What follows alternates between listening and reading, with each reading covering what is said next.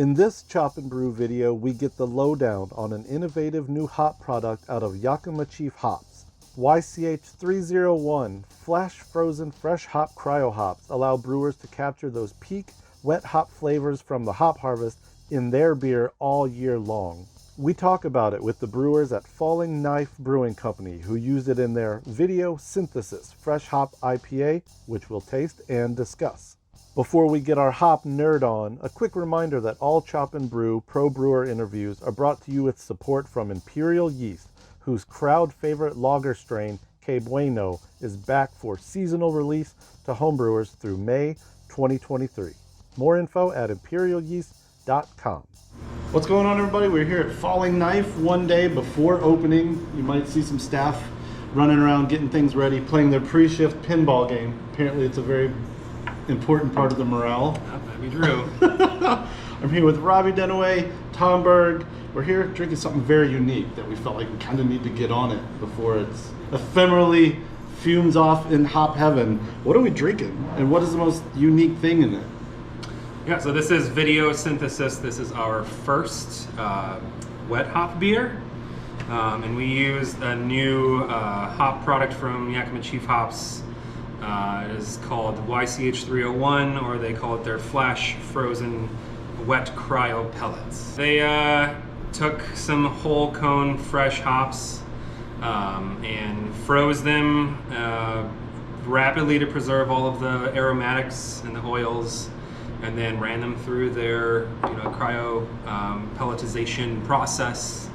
And they were able to kind of create some new and unique hops that can be essentially used anywhere in the brew house. So we were able to do some newer applications for flash frozen wet hop cryo hops. So we use those in the dry hop, which is not traditionally something that you can do with wet hops. It's usually in the hot side, MLT hop back kind of thing. So it's Whirlpool. Yep, whirlpool, like you do in the boil, do it everywhere. And it's unlocking some pretty cool, unique potential for different flavor profiles for that wet hop aroma and flavor. Cheers, first off. Cheers. Should have said that first of all. Cheers. Cheers. So instead of your only window being right as harvest is happening and you get it flown to your brewery, now you have this kind of amplified flavor and aroma locked into these things sure. that you can, as long as you're keeping them frozen. Yep. Pretty much, I won't say indefinite, and I'm sure they don't even maybe say storage because it's so new, but like you want to get on it. Yeah. But so that's interesting. I hadn't thought about it till we started talking before this. You wouldn't boil fresh hops, and a lot of times you wouldn't use them to dry hop, maybe because of the loss of yield, or even just typically out of the whirlpool. how to separate out the wort or Cool. beer from all of that vegetal matter. And a big part of the reason I think, and you might correct me, like with the traditional wet hop, is you can have critters in there, you can have other stuff because it's coming straight from the vine. So you want to sort of denature any bacteria, any weird stuff that's in there in the whirlpool before it's not, because the dry hop process obviously with like T90 pellets is a totally separate, like And there's clean presence of alcohol, right? All the preservative attributes from that. Well, what's really cool about this is you get kind of like the essence of the hops on the vine. Like Simcoe is my favorite hop and has been for a long time, and like I really get that sort of the orange marmalade-y, like you kind of said, the citrus Jolly Rancher thing from that you don't even necessarily get from a traditional T90 or cryo hop. So it's and what's cool about the cryo part of this process too is they're removing a lot of that matter, the green, the earthy, part of that grassy. So it's really clean, bright, and then we try to use like a really light, like Pilsner malt that kind of steps out of the way, and it's really like kind of a soft mouthfeel. So it kind of really lets those balance with the cryo and then the flash frozen cryo shine. It's really fun. You were saying texturally they're also very different.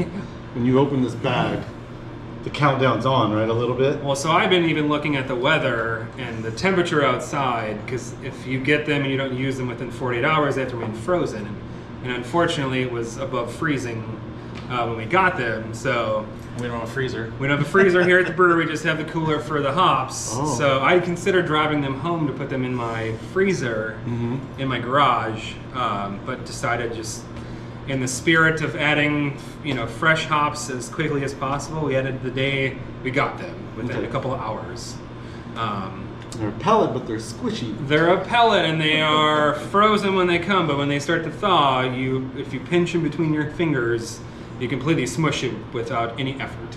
Unlike a normal T90, Right. there's some kind of solidness to the pellet. This is not. So they literally like thaw and dissolve into dust, right? Yeah, so it just, Because of that lack of greenery because from the cryo part. must necessarily. be, yeah. Yeah. Okay. But that cool thing, because they're frozen, they're able to store them for much longer. Whereas if you're doing a typical wet hop beer, you have hours or days to use these these hop cones before they could potentially go bad. These can last months, even years.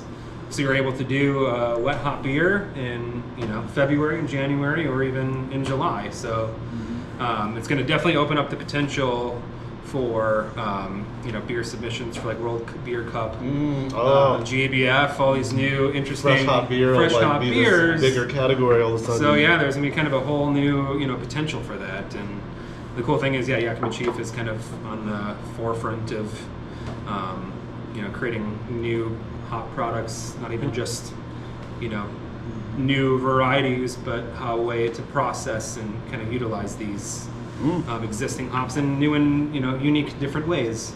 Shout out to them and our boy Nico Tongs. And science. And science and nature. I mean, right? Yeah, and nature. Shout out nature. This You're is my a- girl. This is a nature and science program, right? Right. Chip. Well, what's cool too is part of the usage of this hop was recommended to us by Nico, was to add them a little bit before the end of fermentation, because these can carry over some oxygen, just how they're processed. Yeah, So, like, potentially it was brought up that it Yeah. might. So You would almost want to use these as a true dry hop, a secondary dry hop, I guess. or you look at it as like a Deep cold side. biotransformation Yeah. addition. yeah. Right? So technically, this was added during active fermentation, and that was where when to add it. A day earlier or later, we were a little further away from terminal, maybe like a Plato and a half, 2 Plato. Oh, okay. So we did get that. So you could have used these hot side, but you did. We These did are not. cool. Biotransformative. And the idea of adding it, towards the tail end of fermentation is that the yeast will theoretically clean up any of that residual oxygen. Yeah, CO2 is, in solution comes out, vents off. So for anybody that's local and can get to it, besides what you said, the tasting note of the Simcoe, what does this beer, after all of its malt, yeast, hops, kind of bring? What is someone going to get in their glass?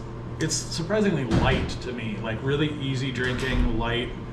It's not punching you in the face either with like hops, like maybe you would think it would, but it's just got like, to me, this really like beautiful kind of like delicate like hop sweetness and like character. You get a ton of citrus. Yeah. I mean, it's like all of in your those, face. all of the fun tropical citrus aromas without all of like the green, grassy, raw hop note. And none of the burn, Yeah. which is nice too. You get sometimes even you have a fresh IPA you want to drink right out of the fermenter or whatever, and it's just like kind of hurts your throat going down, because you're dry hopping at like 4 ounces per gallon or whatever, I just had a vision when you said straight out of the fermenter, like you little, like a silly straw. But, sometimes I take a little bit more in that beer thief than I know I need, because I'm Right. like, hey, it's time to start drinking. And then you got to this put it in thing. a glass. Right.